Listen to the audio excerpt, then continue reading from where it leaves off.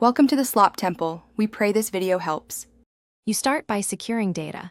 Back up your important files now so troubleshooting won't cost you anything. Once done, create a system restore point and document recent installs or driver updates that coincide with crashes. Next, open Event Viewer and Reliability Monitor to capture the time and error codes. These logs guide you. If you're comfortable, run WinDBG with correct symbols to extract bugcheck ID. This tells you whether hardware, drivers, or kernel components caused the failure.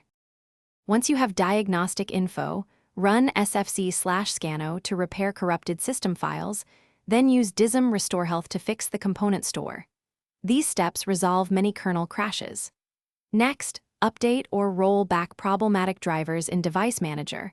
Focus on GPU, storage controllers, and chipset drivers, because driver mismatches often cause blue screens. Also run Windows Memory Diagnostic and chkdsk on the system drive to You're close. Install pending Windows updates and optional driver packages, then reboot twice to ensure drivers and services settle.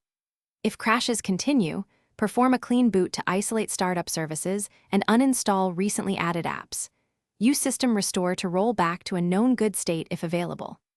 As a final option, reset the PC while keeping personal files, or perform a clean install, only after documenting error codes and steps taken. Troubleshooting tip: if issues persist, swap RAM or test with a spare drive to isolate hardware.